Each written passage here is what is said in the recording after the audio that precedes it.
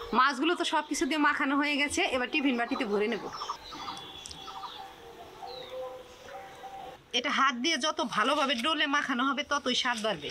এই মাখা করতে লঙ্কাটা অন্যভাবে পোড়া যায়, কিন্তু এই ছায়ের মধ্যে পুড়লে অন্যরকম একটা সুগন্ধ আসে। আমার ঠাকুমাকে দেখেছি সকাল সকাল যেদিন রান্না বাড়ার খুব তাড়া থাকতো, আমার দাদু কাজে যেত, আলাদা করে আর ডাল ভাত রান্না করতো না, একসাথে ডাল ছিটানো ভাত রান্না করতো। তো আজকে আমিও সেইভাবেই ডাল ছিটানো ভাত রান্না করব। এই ডাল ছিটানো ভাতটা সব রকম ডাল দিয়ে করা যায়, কিন্তু আমাদের বাড়িতে দেখেছি বেশিরভাগই মাসকলাইয়ের ডাল আর খেসারির ডাল দিয়ে করতো। এখানে চাল আর মাসকলাইয়ের ডাল নিয়েছি। এর আগে আমি মাসকলাইয়ের ডাল আর ইলিশ মাছের মাথা দিয়ে রান্না করেছিলাম। তোমরা আমাকে অনেকেই কমেন্ট করেছো মাসকলাইয়ের ডাল কি, এটাকে অনেকে কলাইয়ের ডালও বলে। তো যাই হোক, এবার আমি চাল ডাল ধুয়ে রান্নাটা শুরু করে দিই। হাঁড়িতে জল নিলাম, উনুন ধরিয়ে জলের হাঁড়িটা বসিয়ে দিলাম। এবার চাল ডালগুলো পরিষ্কার করে ধুয়ে নেব।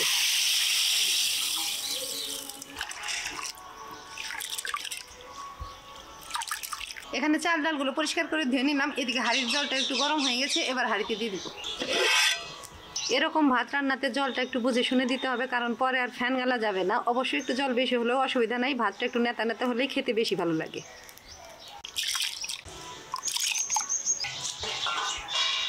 এখানে আমি 4 পিস রুই মাছের পেটি নিলাম।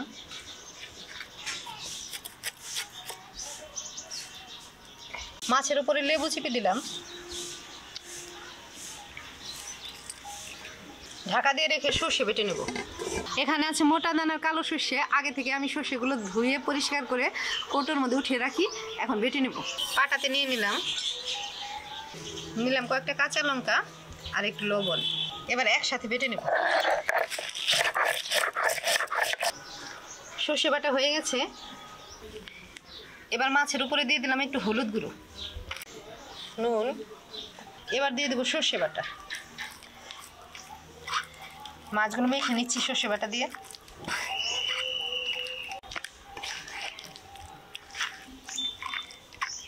এদিকে ভাত বলক এসে গেছে, একটু নাড়া দিয়ে দিই। মাছগুলো তো সব কিছু দিয়ে মাখানো হয়ে গেছে, এবার টিফিন বাটিতে ভরে নেব।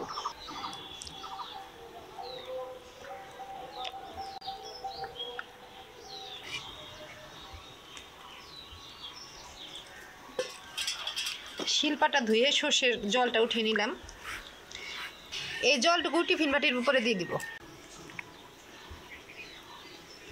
এবার দেবো 4টে কাঁচা লঙ্কা।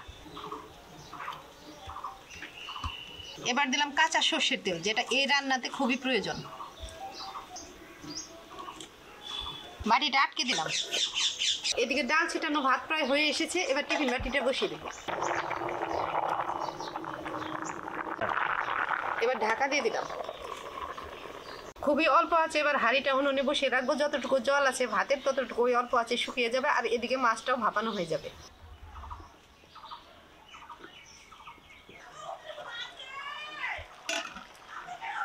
জল প্রায় শুকিয়ে গেছে, এবার ভাতগুলো টিফিন বাটির উপরে উঠে দিব।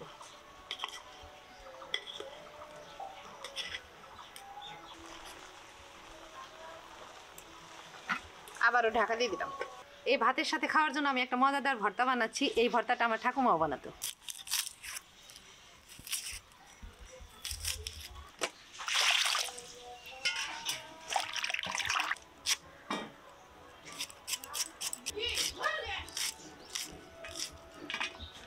পেঁয়াজগুলো একদম কুচি কুচি করে পলে নিচ্ছি। ভাত রান্না হয়ে গেছে, এবার শুকনো লঙ্কা পুড়ে নেব। ছায়ে পুড়লাম তাই পরিষ্কার করে একটু ধুয়ে নেব। শুকনো লঙ্কার উপরে নিব লবণ। এবার ভালোভাবে হাত দিয়ে ডলে নেব। লঙ্কাগুলো তো হাত দিয়ে ভালোভাবে ডলে নিলাম, এবার পেঁয়াজের উপরেও দিয়ে দিব। এটা হাত দিয়ে যত ভালোভাবে ডলে মাখানো হবে ততই স্বাদ বাড়বে। এই মাখাতে সবচাইতে প্রয়োজনীয় সর্ষের তেল। এবার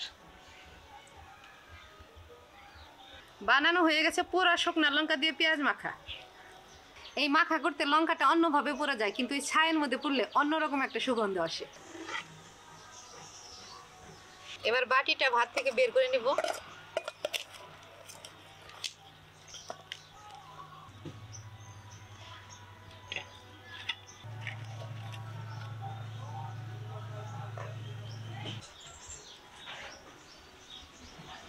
ছোটবেলায় আমার মাকে দেখতাম এই রকম ভাত রান্নাতে পুরো ভাত একসাথে মেখে নিত আর আমাদের ভাই বোনকে ভাগ করে দিত।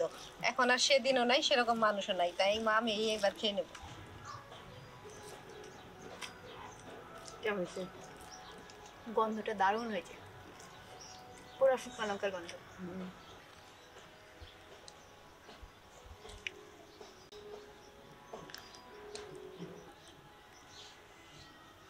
একদম নরম হয়ে গেছে, খুব ভালো সেদ্ধ হয়েছে। হবেই তো, আগে যে লেবু দিয়ে মেখে রেখেছিলাম। দারুণ হয়েছে সকাল সকাল এরকম ডাল ছেটানো ভাত, আর এই ভাতেই সর্ষের রুই ভাপা। তো বন্ধুরা, এই ছিল আজকের সকালবেলা রান্না বান্না এবং আমাদের খাওয়া দাওয়া। আশা করি তোমাদের ভালো লেগেছে। তোমরা চ্যানেলটা ইউটিউব থেকে সাবস্ক্রাইব করো, ফেসবুক থেকে ফলো করো, লাইক করো, আর প্লিজ প্লিজ ভিডিওটা শেয়ার করে আমার পাশে থেকো।